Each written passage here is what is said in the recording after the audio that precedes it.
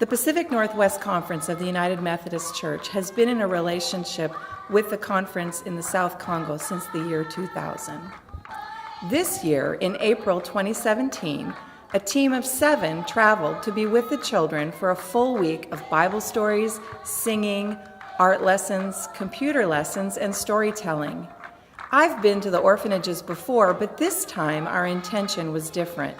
This was the first time we've planned the week to intentionally spend the time with the children and young adults from the orphanages. The week of our Bible school, which culminated in a show day, was a super fun event during their spring break, and we got to spend enough time with the kids to get to know them better as individuals. My hope is that the Pacific Northwest Conference could do this every year so that collectively we develop this connectional ministry. Having heard about connectional ministries like Jamaa Letu over the years in my church, I was excited to finally get on the ground, see the places, and meet the people that I had heard so much about over the last few years. Something that has always been emphasized is how important relationship building is to the partnership between our conferences. When we finally arrived in the DRC, the importance of these long-term relationships became immediately apparent. From the moment we arrived to the moment we left, we received constant and invaluable help from the people our conference has been working with for so many years.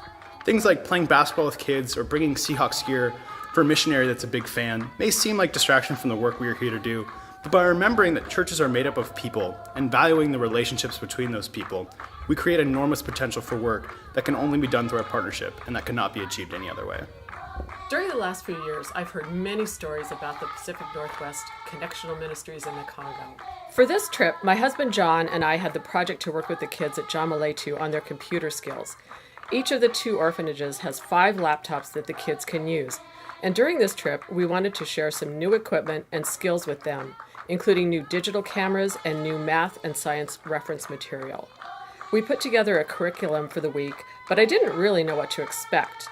As I think back on the trip, the word that I keep thinking of is potential. Those kids have so much potential and are so excited to learn new things.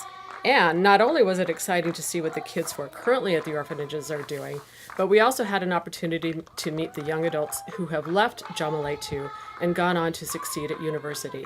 It was so moving to see how the Jamaa Letu Connectional Ministry provides a way for kids to work toward their potential. I would go back and do it again in a heartbeat. As a friend of Bumsy, I've been aware of the orphanages at Jamaa Letu for a number of years, so when the chance came for us to go, my wife and Bryn and I jumped at the chance. Our specific role was to work with the kids on their computer skills. We helped upgrade the PC labs in each orphanage with digital cameras, Microsoft Office, and a local web server with educational content. That week, we taught the kids the basics of digital photography, how to use apps like Microsoft Office, and how to learn math and science using Wikipedia and online courses. It was an amazing personal experience that's hard to capture adequately in words, but my lasting takeaway is the optimism and faith of the Congolese people, and especially the orphans, in the face of very challenging circumstances. I saw this in nearly everyone I met, from our translator who plans to start his own school for English, to a young girl who wrote equations from an online math class on her hand with a Sharpie, to the older boys who came together as young men to write and deliver a moving musical performance that I'm sure no one in attendance will ever forget. Months later, I think of the orphans nearly every day, and I look forward to returning soon.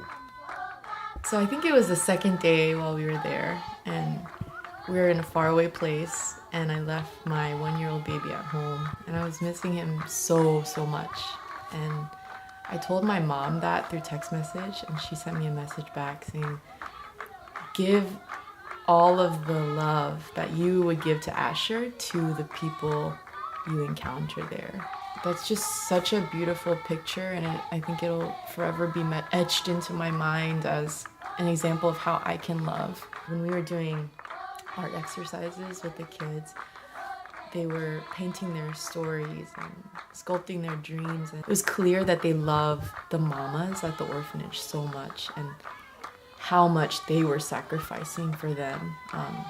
And these kids, they've been rejected.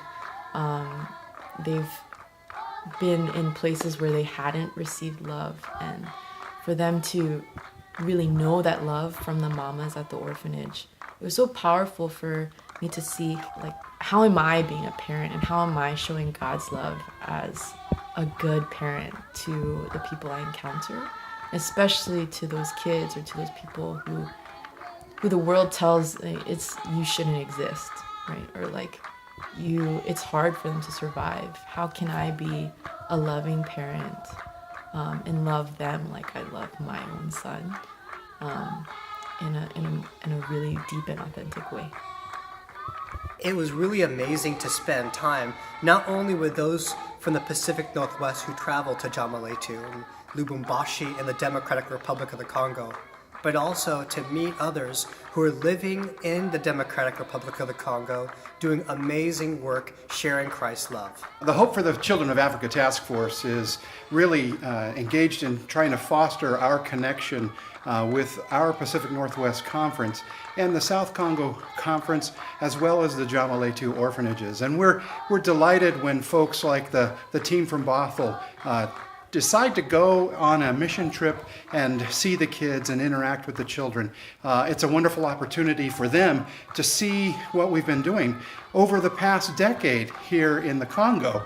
And it's also an opportunity for the kids to really get to know some of the people from the Pacific Northwest Conference. It's not something that everybody can do. It is challenging because it's pretty expensive to go to the Congo. And so we're grateful when folks take that opportunity. But there are other ways to support the orphans as well. We have opportunities for sponsorships of the orphans that help cover their daily costs, such as food and housing and medical, as well as educational opportunities, educational scholarships, because after the orphans graduate from high school, they go on to the university. And currently we have over 18 students that are part of the university. But these are wonderful ways in which we can maintain our connection and foster our connection with the Jamaa Letu orphanages. And if you want some more information, feel free to check out the website.